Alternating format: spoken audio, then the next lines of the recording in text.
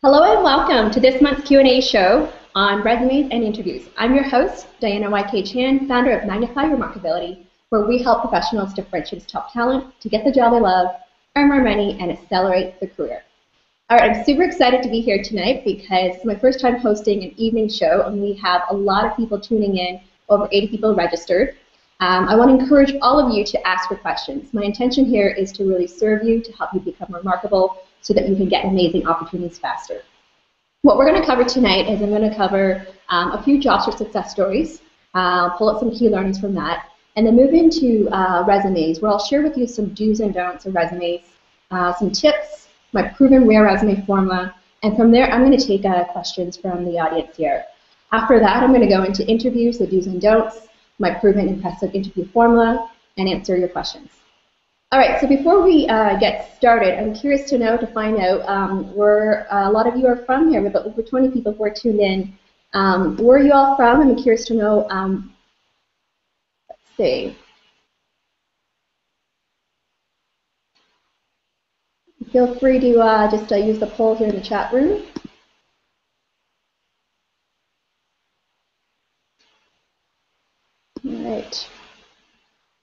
All right, we have Vivek from Austin, Texas. Nice. Audrey, Diva. Masu. Perfect, great. And I'm curious to know, why are you here? What do you want to learn from this Q&A session tonight?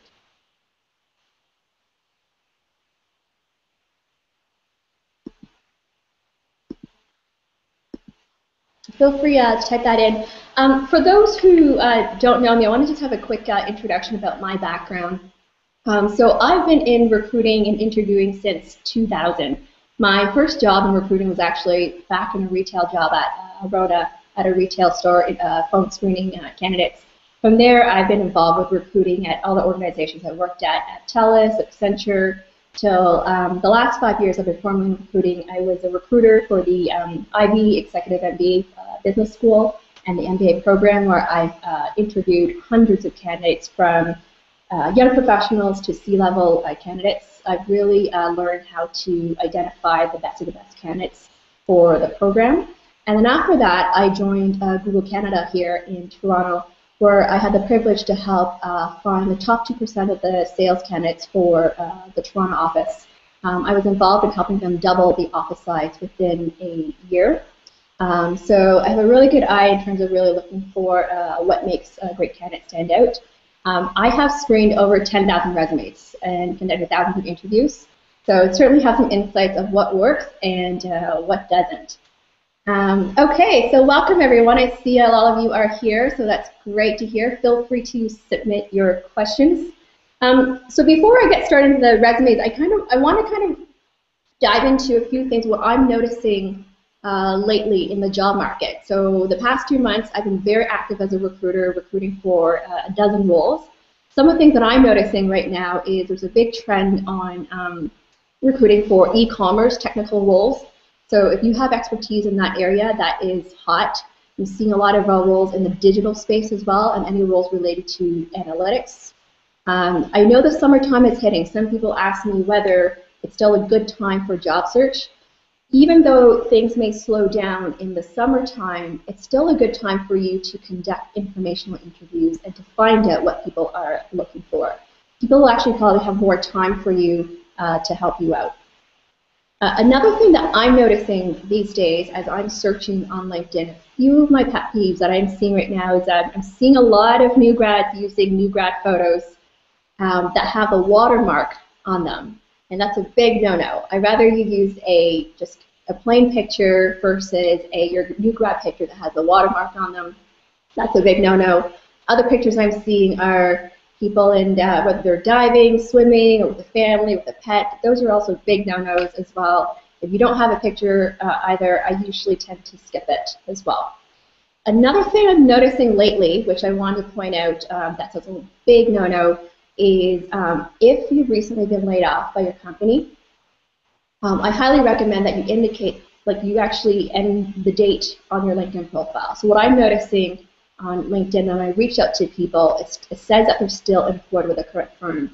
And when I talk to them, I find out that they're actually no longer employed. And that could be a red flag to a recruiter because we may feel that you're not transparent or honest with us.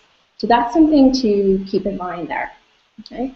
The other thing I'm noticing lately, just a few things that happen as a recruiter, is I notice that some people who are preparing for interviews and they back out the last minute.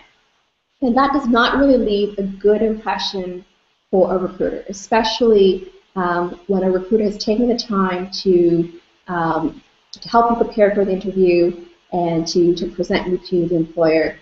Backing out less than 24 hours is it's not a good sign and could actually get you off the list to be contacted again. So those are some things that's kind of on what I'm seeing lately that I want to point out. So I'm going to dive into some job search success stories just in hopes to motivate and inspire you. The past month, I've had over eight clients who have successfully received a job offer, and another client who has received an offer to one of the top executive MBA programs in the world. And I want to point out some of the key learnings that I'm seeing of what works and what doesn't. So I'll share with you an example. I had one client who was new to Canada. He was from India. He had a hard time getting interviews or getting calls from employers because he didn't have Canadian experience. So he hired me to help him out. And within that first session, what we did was really clarifying his experience of what he had to offer. And through that, I actually referred him to a few opportunities. And to help him actually stand out from the rest was that we actually really had to clarify how his experience back home was a lot more significant, very relevant to what the employer is trying to get into at this point. Not only that, I think one thing that really made this person stand out was he really stepped up his game. What I've noticed is that a lot of times people are very humble in selling their experience. And one thing I really encourage is really step up your game by owning your greatness of what is it that you really truly have to offer. Another one is another client who was unemployed for over about 2 years almost. She completed her executive MBA program and had trouble actually generating opportunities. And we did some work together, and at the end she actually got multiple offers. And one of the things that what we did was actually coming up with a networking strategy, a game plan of all the people that she knows, but the people that she knows who else knows someone else as well. So as such, she was able to generate more informational interviews that resulted into multiple offers. And something I want to point out, if you have a company that you are targeting, that you are interested in, contact more than just one person. Find out who the hiring manager is, find out who's in that department, talk to HR, talk to the VP. The more people know you and the more people who can refer you in, you have a greater chance of getting in. And this is exactly what happened with this person, where it wasn't just through my referral, it was through someone else's referral and someone else's referral that really helped her get the foot in the door. Okay, so let's move into resumes. I'm loving all the questions that are coming in right now, so feel free to ask. I'm going to go through a few key things I want to talk about resumes first, and then I'll answer all your questions here. So, a few things. I want to cover my resume's do's and don'ts. And feel free to take notes as you go here. Some of the do's. Let's go to the don'ts first. The don't, what I would say is don't use a font size that's lower than size 10. Because when it's lower than size 10, it's really hard for a recruiter to read. If we have to increase the size to over 100% in order for us to really see it. And just imagine if someone prints your resume, if it's slower than a size 10 font, it's really hard for them to read. The other is don't use more than 2 fonts. When you use more than 2 fonts, it just gets confusing. It's hard to read as well. The third is don't have more than 5 bullet points per role. And the reason being is that as a recruiter, we only skim your resume. We don't really read your resume. So when you have a laundry list of points within a role, it's not memorable. It does not stand out at all. So you rather pick out your top 5 most important points that you want to highlight of how you add value.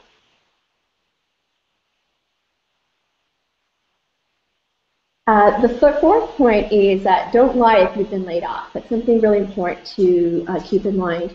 Is that if you've been laid off, just let the employer know about that. That's something just you want to be honest about it. Okay, so moving on into the do's is what you do want to do is you do want to make it a marketing document. Oftentimes what I see is that people treat it more like a history document where they just have a history of things that they've done. Whereas a resume, if you really want to stand out, you want to make it a marketing document.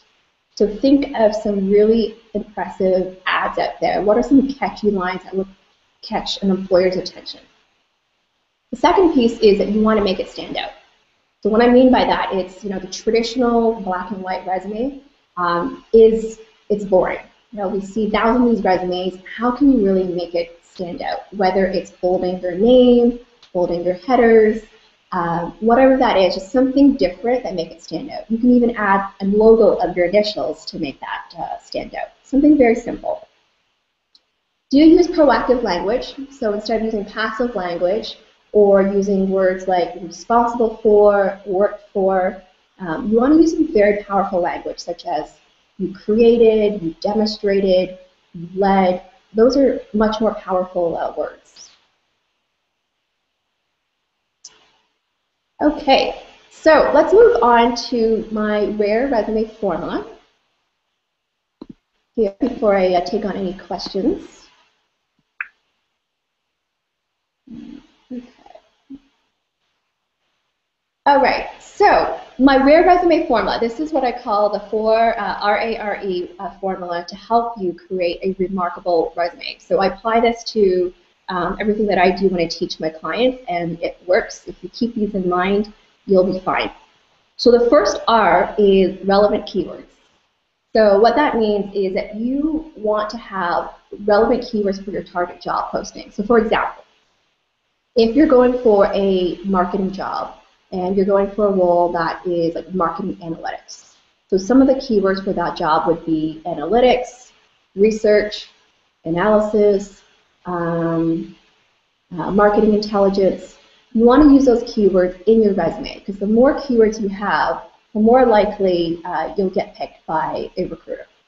And the whole point of this is that you want to make the resume familiar to a recruiter, that you have something that is relevant for them to talk to you about.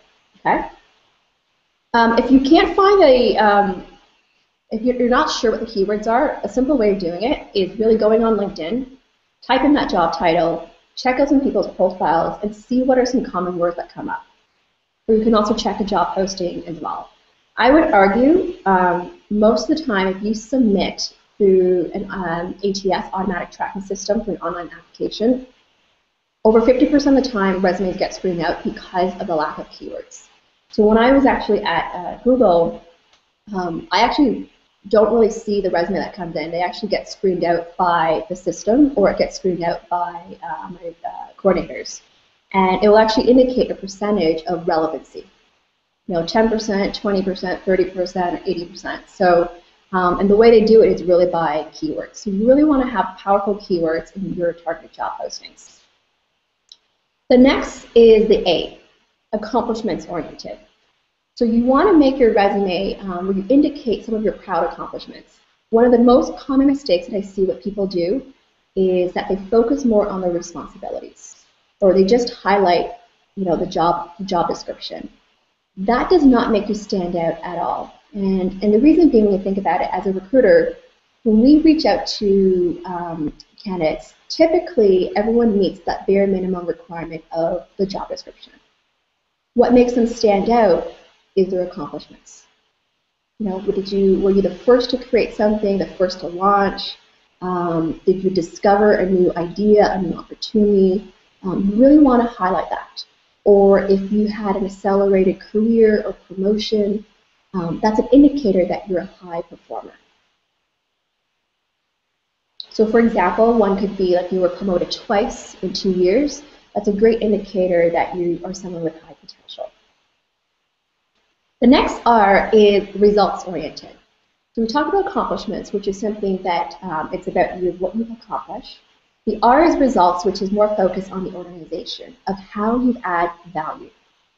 How you added value for the organization in terms of the impact that you created, how you help them make money, cut cost, increase market share, how you brought teams together. That's the value that you created. And employers love that when you can really bottom line the value, especially when you quantify that. And this is especially important for those who are in roles such as sales, where quota achievements are essential. Employers love to see that you've exceeded quota, you've brought in X million dollars of revenue, you brought in X number of clients, or you sold to like Fortune 500 companies. You really want to be able to indicate those numbers there. The last is the E, which is easy to screen. Okay, so I can't stress this enough. Recruiters only spend about 6 seconds to screen a resume, and so you want to make a resume, you don't want to make it too cluttered, you want to make it enough white space. So things like making it, for example, like your name on the top right-hand side, having like your header, or even just adding a few of the keywords that really highlight who you are would make a huge difference.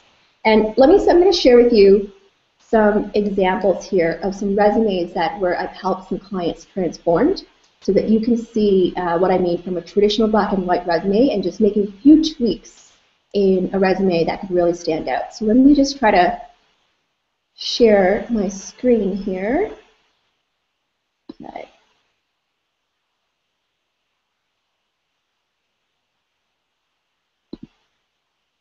I hope this works.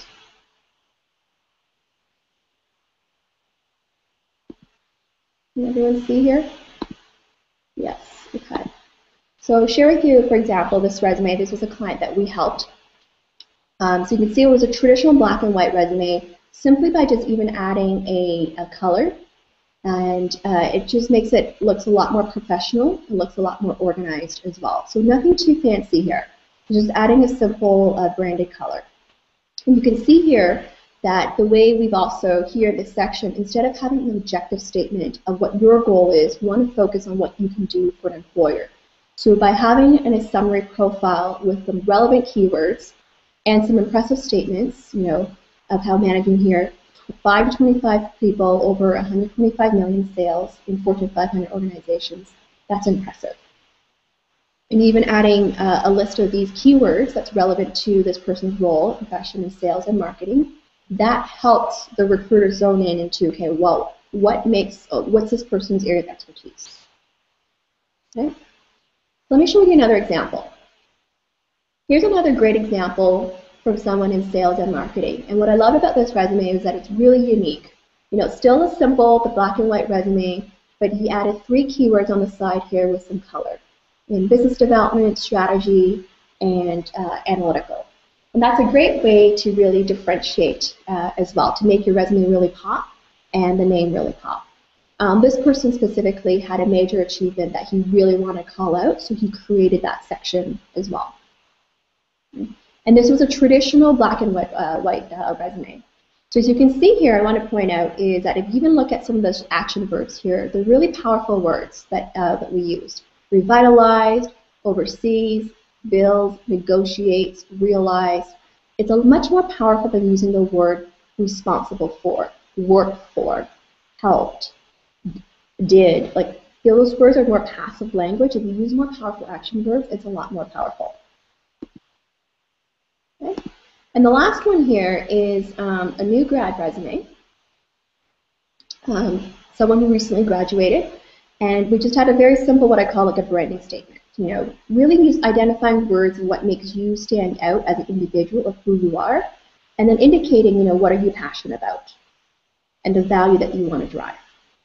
Okay? So I hope this gives you an idea of how you can really transform your resume just by adding a little bit of color to that. Okay, so let me answer some questions here. Okay, so what are some questions we have? Okay.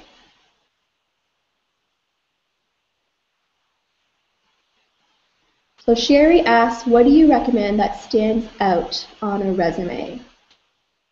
In terms of what stands out, something I can tell you, some really memorable resumes that I still remember to this day that I've seen years ago. I'll give an example. One person, when I was recruiting at Google, when I reached out to him, he actually sent me a customized resume that was the Google search engine. So the background was actually the Google search engine. And when you type in, like in the search, it was his name. And on the right-hand side, which is like his ads, was a list of all the clients that he worked for. That really stood out for me. And I remember that actually that resume got circulated around to the entire office. It got to the US office as well. And it was just like a talking point for everyone. So that really stood out. Something else that really stands out, I've noticed, just even from just a traditional resume, I've had people where they've added like their own initials and they create their own logo on the top corner. That makes it really stand out. Other unique ones that I've seen that I still remember to this date is video resumes, where people really created like animated videos to highlight their unique accomplishments in who they are. Okay, so I hope that helps. All right. Sherry also asked, picture on resume. I don't recommend using a picture on the resume. I think that is more a European thing of having a picture on the resume. It's not necessary at all. If you want, you can add your LinkedIn URL and people can check out your profile if they are interested. Okay. Okay. Althea, what are the rules for thank you letters? That's a good question. What are the rules for thank you letters? I think that at the end of the day, for thank you letters in general, first of all, keep it short and simple. Don't have too many paragraphs because people are busy. Keep it to 3 paragraphs max. And the first paragraph is acknowledge in terms of thanking for their time and their interest. The second paragraph is to really highlight anything about you that you feel, that you believe will be a great asset to the organization. So anything related to your skills, experience, or expertise, or anything else that you want to re-emphasize based on the conversation that you've had. And the last paragraph is, just letting them know that you look forward to hearing back from them again. So it's really keeping it simple and to the point. Okay?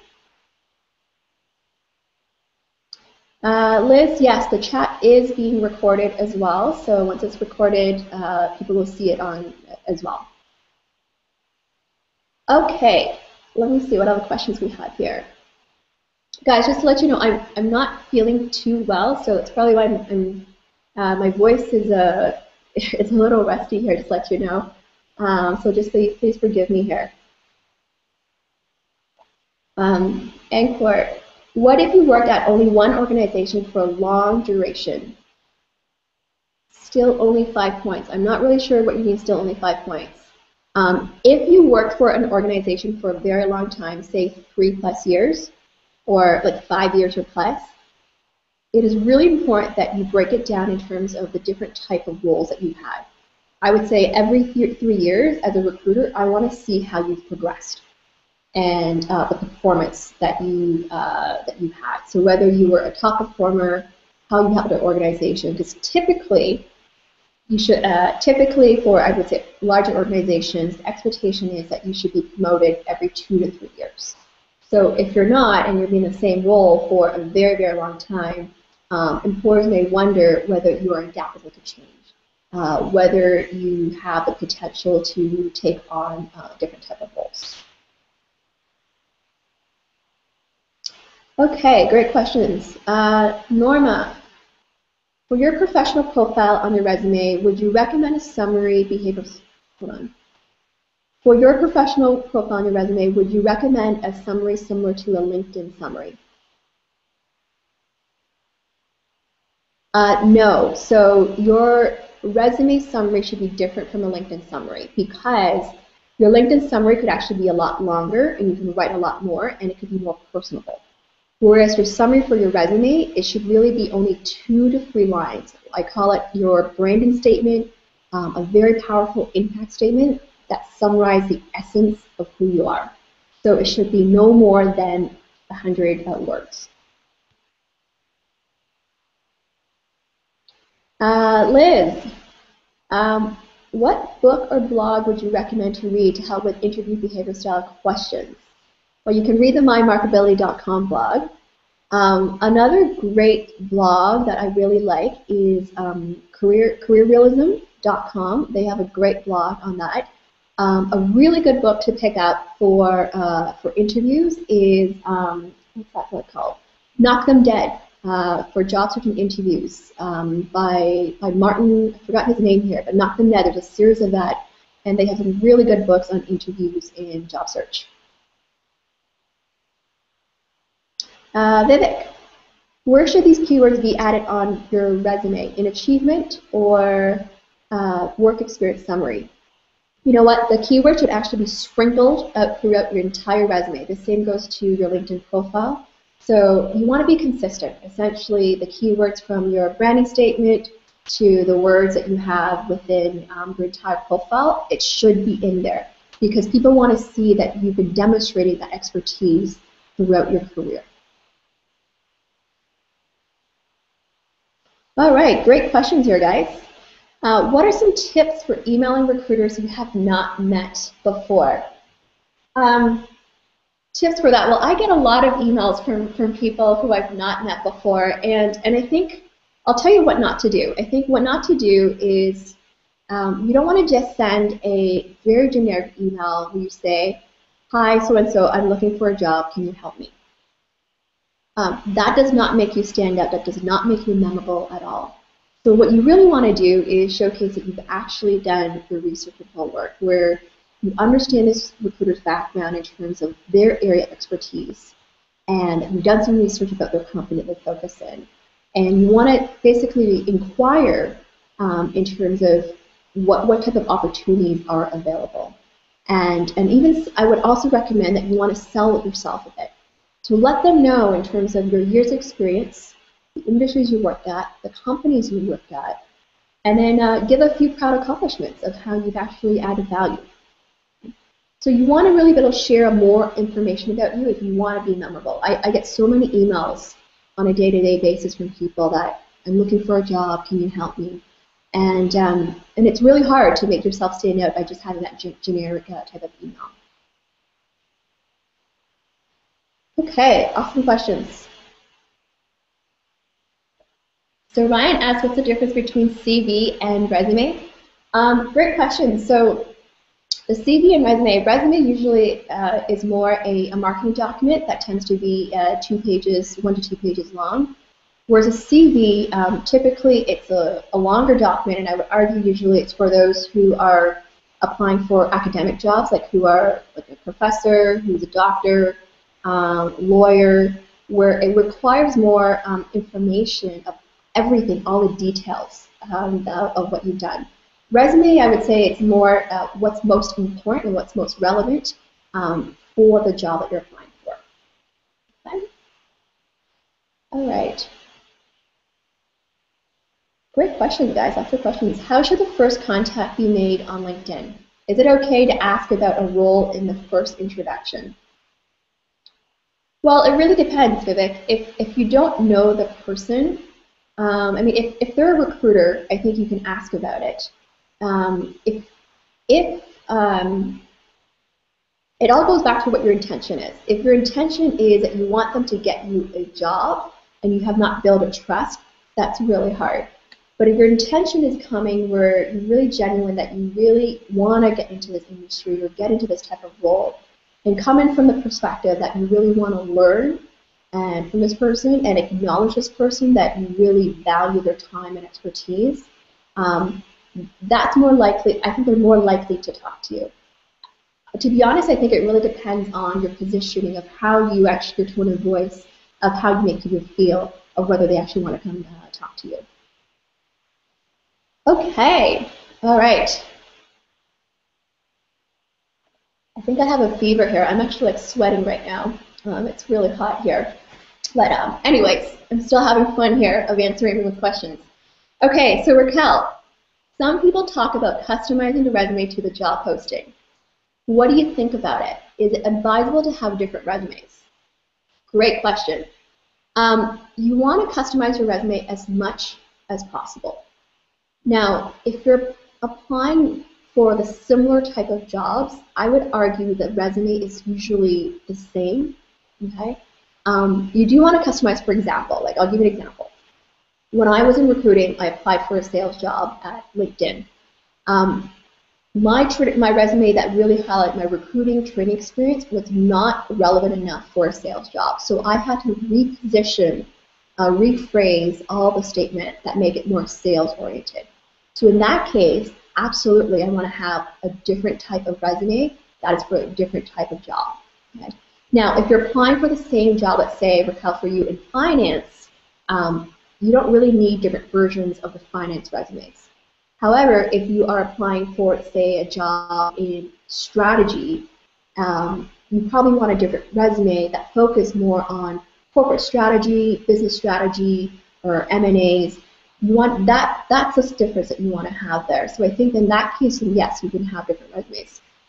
Something about the different version resumes is how you track it as an individual. Sometimes I see people send me resumes like version 4 point something or 5 point something.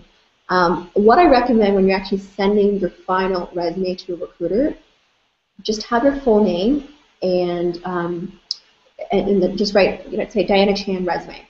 That way they can't really guess in terms of the version that you have.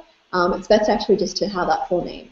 I've seen on this topic actually, I really recommend having your full name when you name your file name as well. So just imagine, if I had to download 100 resumes, if I can actually see your name on the file, it's easier for me to contact you again versus just saying, someone recently sent me a resume that called retail resume. It was really hard for me to remember this person's name because all she had was retail resume.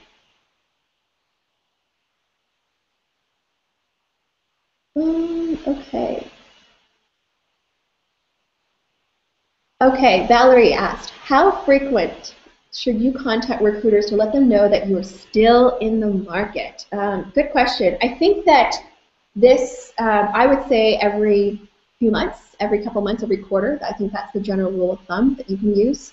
I know when I was at Google, someone would check in with me every other month, and I think that's fine. I think it will become annoying when you're checking in every week. But if you check in every few months, I think that's totally fine.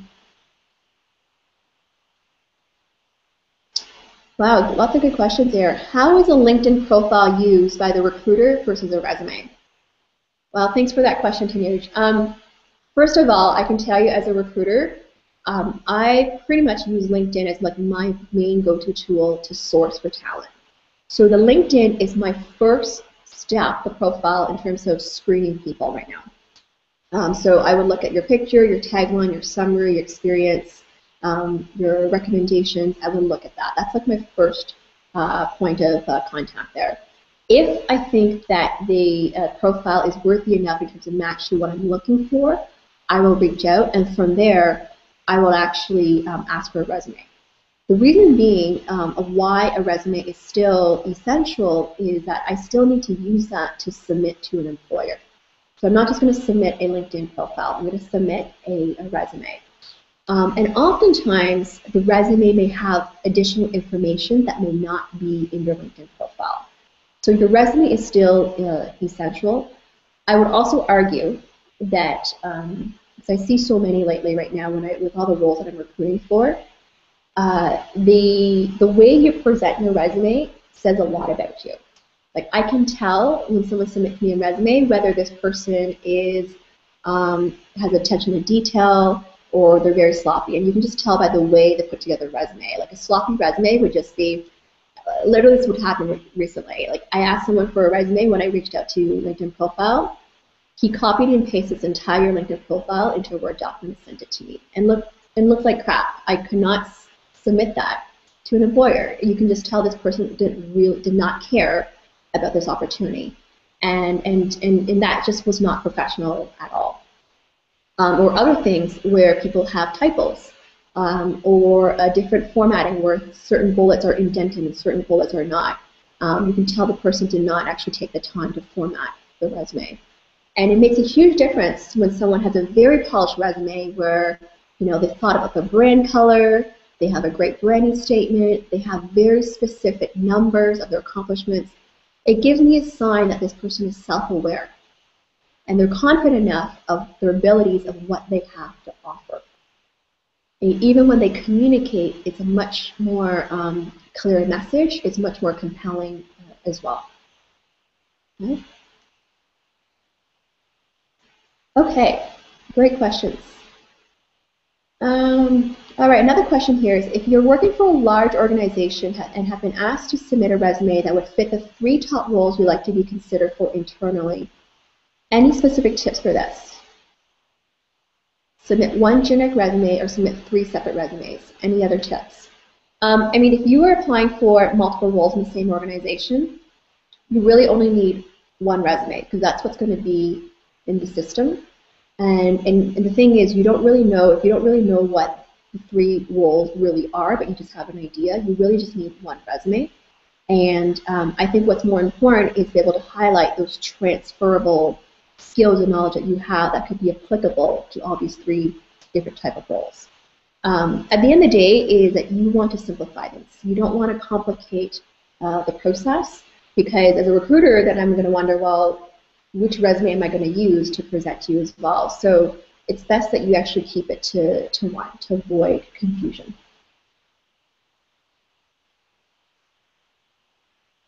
Wow, okay, next question. If you're a multi-talented individual that is applying to various jobs in different industries, how do you manifest your qualifications as specific to each job? Wow, that's a big question here.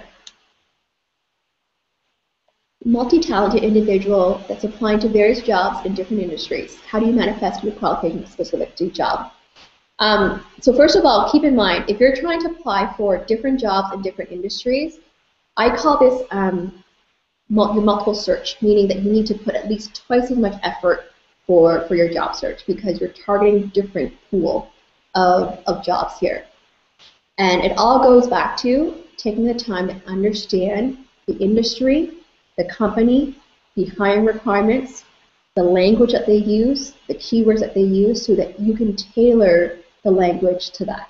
This also means that you may need to change your elevator pitch, your introduction to that industry as well.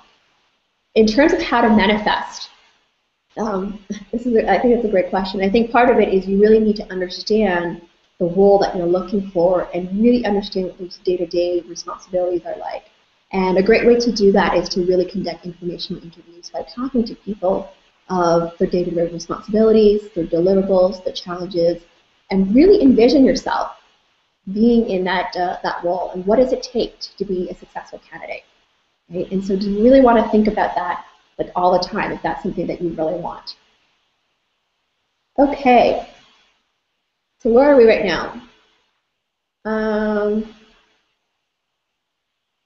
Should you include all your prior roles on LinkedIn and resume only on the relevant ones?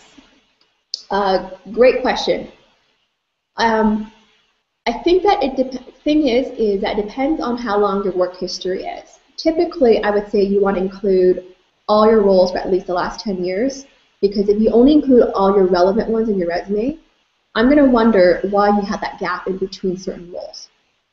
And that could be a red flag, because as a recruiter, if I see gaps in timelines for years, it's a big red flag to us, and we're going to wonder whether what you were up to during that time.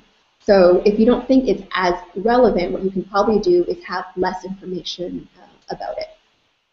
Let's say, for example, that you had a 30-year career, and the role that you're applying to requires only, let's say, 15 years of experience. What you could do is just include the last 15 years of work experience. Okay? The bottom line is that you don't want to have too many gaps in your resume that may raise as a red flag. Okay, so I'm going to move on soon to the interview stuff because of time here, but I'll just answer a few more questions. When filling out the online resume, how important is it to fill in all the information about each position if you attached a resume? That's a great question. I think it is important, and the reason being is this goes back to the tracking system. By filling out the information, it's actually, I think it's part of how they actually track that we have all that information, and it's actually part of their the screening process of how they screen out keywords. So I think it is important to actually you to fill that information out as well. How long should the print resume be? No more than 2 pages. Okay? If you're under than 5 years experience or even 10 years, you can keep it to 1 page. Max is 2 pages. Even though if you have 20 years, 30 years experience, keep it to 2 pages. I can tell you, I've had management, hiring managers reject people because resumes are too long. I once had someone with 30 years experience, he had a 6-page resume, and they refused to interview him because they basically said that if he cannot communicate, basically bottom line his message, we don't want to talk to him. So less is more. And it's actually harder to do. When employers are screening applicants, how does the resume affect their decision versus the cover letter? That's a great question. I would say, personally, this is just and I hear this from a lot of recruiters as well, typically cover letters aren't, I would say, screened or reviewed as much at the beginning. However, when it comes to actually making a decision of, let's say, the top 3 candidates, a cover letter does impact in terms of making a decision. Keep in mind, though, your resume and cover letter is just a way of foot in the door to get an interview. To actually get hired is actually through the interview process. Now, however, a cover letter is very effective if, let's say you're looking to change industries or you had a major gap in your resume. It's a great way to explain why you had that gap. Okay. Okay. Let me see here. One more question. Here, should gaps filled with non-work related activities, should a candidate input that between the jobs on the experience section? I'm confused with that. Should gaps filled with non-work related activities? Oh, so if people have gaps, should you indicate whether you were doing something else? Yeah, I think that absolutely, that's totally fine. Let's say you took a year off to travel around the world. I think that's totally fine that you can indicate that you were that you took the year off. At least it gives an idea of what you were up to during that time there. Okay, so moving on. So something that I want to highlight here. A lot of great questions about resumes. If you're looking for some help, or if you want to get some feedback on your resumes and cover letter, we actually have a service that's called the Resume and Cover Letter service that we're offering. Essentially, I have my certified professional resume writer, Nicole, who helps in terms of editing all your resume and cover letter. So if you're interested, feel free to check out an offer that we have here for $100 that we're going to edit your resume and your cover letter, and we're going to provide you documents on LinkedIn, an interview training handout. We're going to provide all that to you as well. So if you want to check out the information, feel free to check out mymarkley.com/editing-service. So you can check that out, and if you want more about help, we can do that for you as well. Okay? We've actually been doing a lot of writing lately. We actually have a writing service where we help people to write their resume, their cover letter, their LinkedIn bio, their tagline, outreach messages, and their elevator pitch. And it's been really popular. We've helped people from new grads all the way to CFOs, to someone recently targeting for a firefighter position, to someone in corporate security, to people in sales and marketing. So we've done a lot of different type of writing. So if you need our help, let us know there. Okay. Okay, so moving on to interviews. A lot of great questions. Okay, so interviews is one of my favorite parts because I do pretty much interviews every day over the phone or in person. So let me first share a few things about interviews. I know, first of all, people are often nervous about interviews, and that's normal, and that's totally okay. But what's really important is that you really want to be fully prepared for an interview. You cannot wing an interview, especially if you're going to an in-person interview. And even if you're actually talking to a recruiter, do not wing it. Take the time to prepare the message that you want to say to the recruiter. Like, what's that impression that you want to leave? Okay, so let me do a few do's and don'ts of interviews, and I'll go into my impressive formula. So the don'ts is don't ramble, don't get off track, and don't hold back, meaning that you want to really highlight and qualify yourself and what you have to offer. What you do want to do is you want to prepare yourself in advance, make your first impression a lasting impression. Studies show that it takes only 7 seconds for someone to form an impression about you. And the next thing they form is your ability to communicate effectively. So you want to show up fully, and you want to dress for success. The other thing is what I always recommend to my clients is that before an interview is take time, what I call it, do that power pose and like stretch. Do that stretch and breathe and visualize success. Check out a video by Amy Cuddy on the power of body language. They actually show that by doing the power pose and stretch, you actually appear more confident, more attractive, more enthusiastic, and more comfortable. Okay? As a result, you're more remarkable, and you also feel more comfortable as well. I've had so many clients that I've worked with who just by simply doing this trick of the power pose, the visualization, and the affirmation, and within a few sessions we get together, they get hired. And so what this shows, a lot of it, is really your attitude, your mindset, your energy level of how you choose to show up. That has a great impact of how you're being perceived. Okay? So if you don't do anything else, just do this one thing of just really mentally thinking and visualizing your success, and make a huge difference in how you show up. So simple things that you can do is write out 10 affirmations of why you're the ideal candidate to hire. State it out loud, like I am marketable, I am valuable, I have what it takes to succeed, I am the best candidate to hire. Say those affirmations out loud so that you also feel more empowered when you're presenting yourself. The other thing what you want to do in an interview is you want to be present. Oftentimes, because when you're nervous, people tend to overthink or overanalyze their answer. What you actually want to do is to be present with the interviewer by really just listening and be present. Speak with assertiveness, confidence, and enthusiasm. Okay? When you're assertive, you come across a lot more impactful, a lot more persuasive as well. And confidence is really a feeling. People can feel that confidence in you when you really believe in yourself. The enthusiasm is really the energy of the fire that you have in you.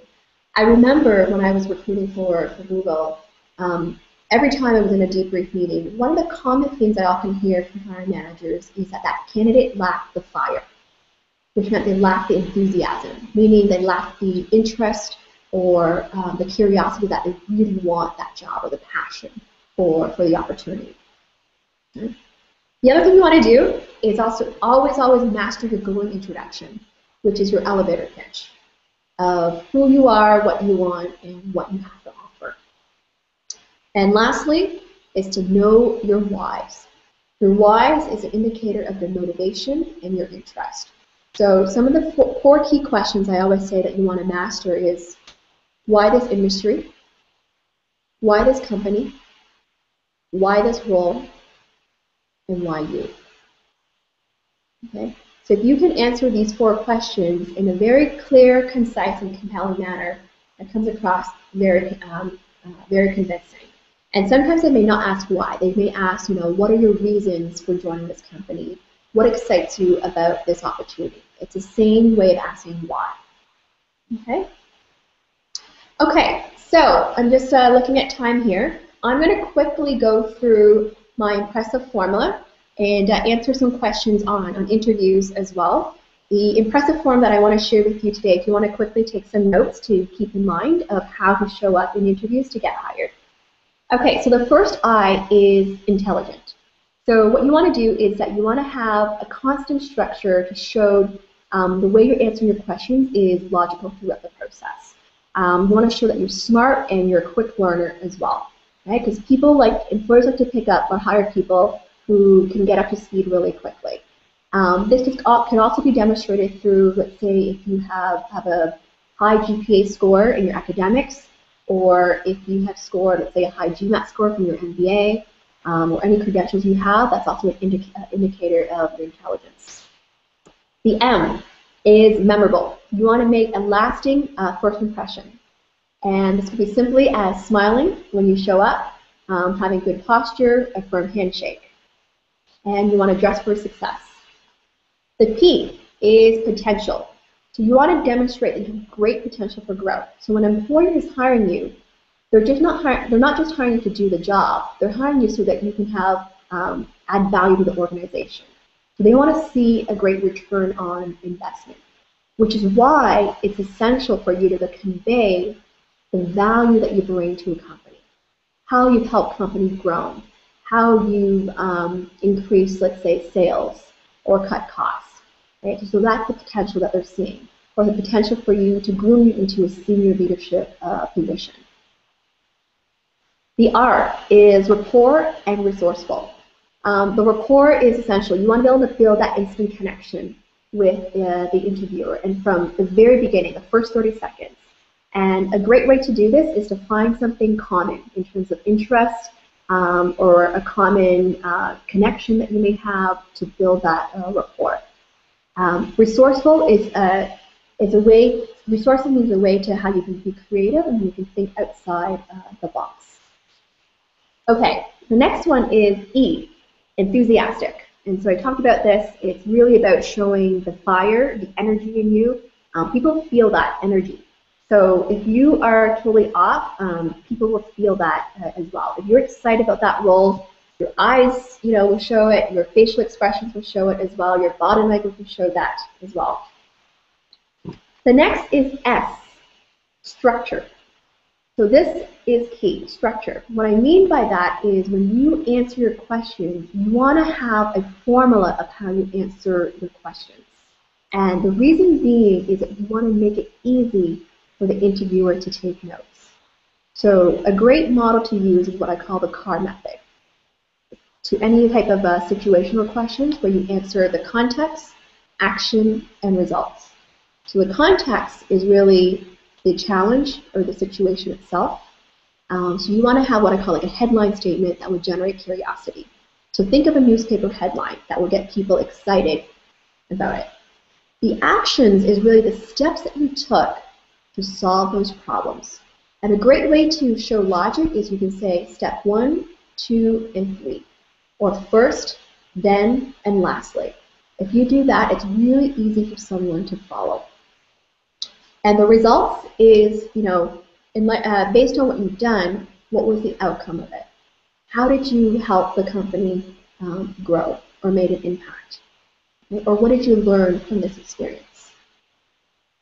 The next S is to solve problems. Okay, so employers hire people to help them solve problems. You want to go showcase that you have a methodology of how you approach problems. Okay? And how you've actually applied it successfully in the past. You want to give examples of, oftentimes you have examples around conflict or things that did not work well. How did you actually go about solving that? Or when there was a crisis situation, how did you react to that?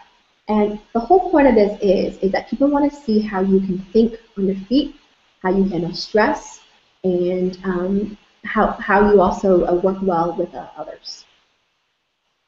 The next I is interesting. So that means being generally, naturally curious in everything that you do. Right? So that shows that you're proactive, that you're always striving to challenge the status quo. The next V is valuable. So you want to be able to convey that you are a valuable resource to an employer. And a great way to do that is really showcasing your performance, how in terms of the projects that you've done, or any promotions or awards that you've had. And the last E is what I call excellent examples. So this is where we call the storytelling. If you don't have examples, it's hard to be memorable. So really think about what are some amazing examples that really demonstrated the key skill set, the key experience that your potential employer is looking for. Okay? Typically, I would say you always want to have examples around teamwork, about conflict situations, leadership, creativity, opportunity identification. These are common examples that you want to think about, that you can tell in an interview. Okay, so that's all I have for now. Any questions from the audience here around interviews? I'm sure there are. Okay. The other thing I want to mention about is that if anyone's interested in getting a mock interview with me, I'm going to offer to the attendees here tonight a special offer where usually a 1 hour interview session with me is $400 an hour. I'm going to offer a special discount, $100 off. I'm going to offer for the first 10 people who sign up. You can email me at diana@mymarketability.com, and then we can set something up for a mock interview session from there. Okay.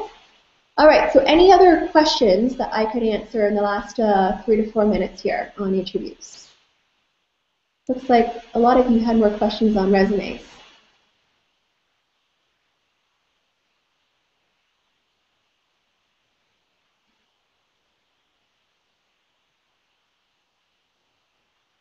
Okay, any questions?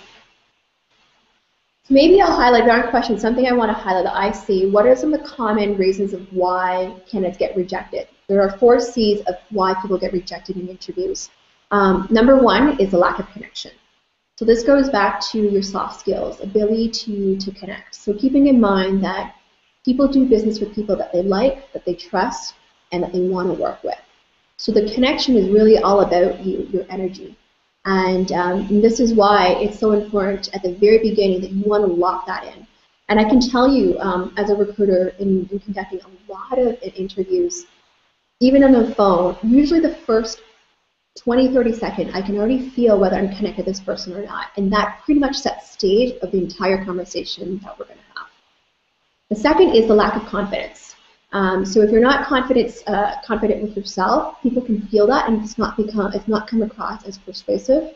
And typically, what comes across is people have a lot of ums and ahs and ers. Their story is not straight. The message is not clear. It's just not convincing at all. The third is lack of clear communication. So what I really recommend is to have mock interviews with people. Like, practice your message and get feedback. What is the impression that people have about you? The last piece is lack of compelling examples. This goes back to being memorable. If you have great stories, the interviewer is going to actually go back to the hiring committee when they debrief. They're going to actually retell your story. So if you have great examples, that's how you're really going to stand up in your competition. Okay. Dress code. So Raquel asked, fair formal, no colors. It depends. I think that if you're going, let's say you're interviewing at a bank, that typically is more formal. You probably want to have more formal dress code. If you're interviewing for a technology company, typically it's more casual. What I usually recommend is it is business smart casual. So for women, you can wear like a skirt with a blouse or shirt, and then have a blazer with you. If the environment is more casual, you can take that off. Okay? For guys, you wear the blazer as well. If it's more casual, you can take that off as well. But usually, I think that if you dress something like smart casual, that will do the trick already. I think it's totally okay to have, I think, some accessories as well in terms of if you want to stand out a little bit of color. Nothing too extreme, but even something simple. I'll tell you, like I've seen like women having, let's say, a red lipstick that makes them stand out, or even like a nice watch or bracelet. Something that just make you unique as an individual. Okay? I don't recommend just like a traditional black and white, because when you think of it, everyone does that. It doesn't really make you stand out there. I remember actually when I was interviewing at Google, the person I was telling you who had the Google template resume, he came in wearing a bow tie and totally stood out, and everyone was actually talking about him. But that worked for him for his style. Another question here is how to explain that I am in transition from entrepreneur to focus in my recent degree career. Was already planned option. I'm not sure if I'm clear on your question here. How to explain that I'm in transition from entrepreneur to focus a recent degree career. So I'm guessing how I'm understanding is that how to explain going from entrepreneurship back to corporate. I think that the best way to look at it is really in terms of explain what you're really looking for in an organization, whether it's more stability, want to work in an environment that has like values teamwork and innovation, and how that's something that that's what you're really wanting and desire. That's what's important to you, and also that's how you're going to thrive. Or even I think that you can position as there are a lot of entrepreneurial organizations of how you can really apply your entrepreneurial background to an entrepreneurial work environment. Okay, great question.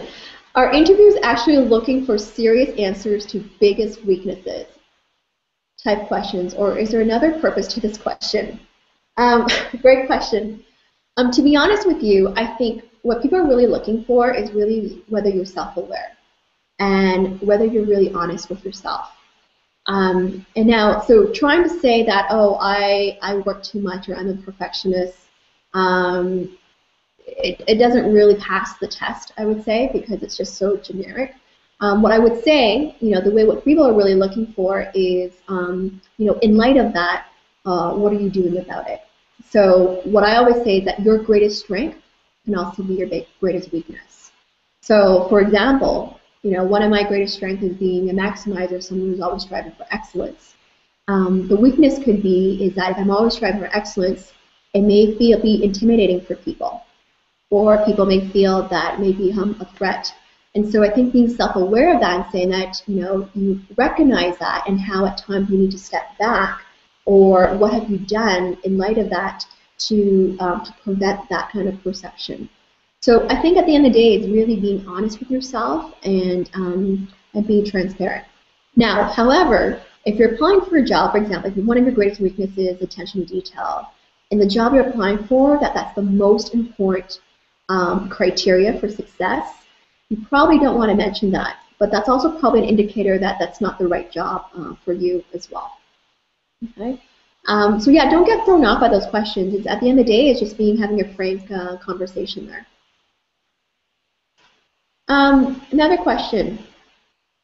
Would you dye your hair for an interview?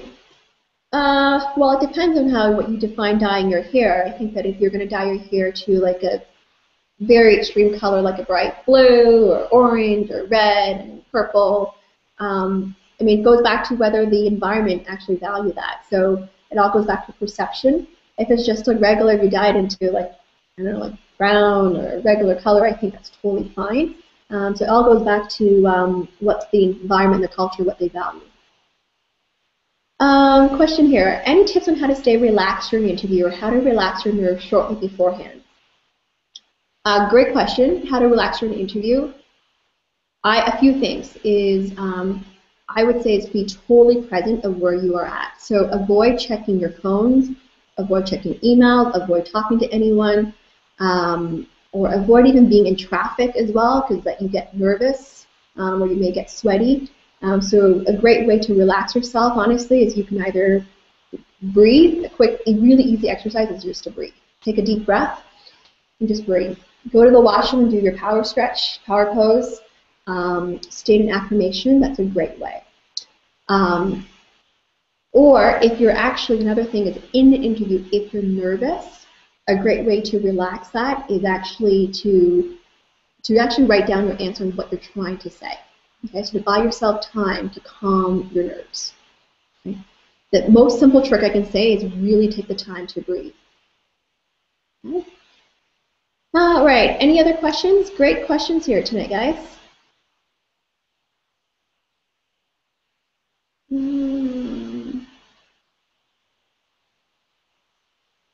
Okay, Vivek had a question. During an interview, is it okay to address the interviewer by first name, or is it safer to go with Miss, Mr., last name? I would say these days, people all go by first names. Really rarely I'd say you have to go by the formal address, unless you're going to a very formal environment and you're meeting someone very, very senior.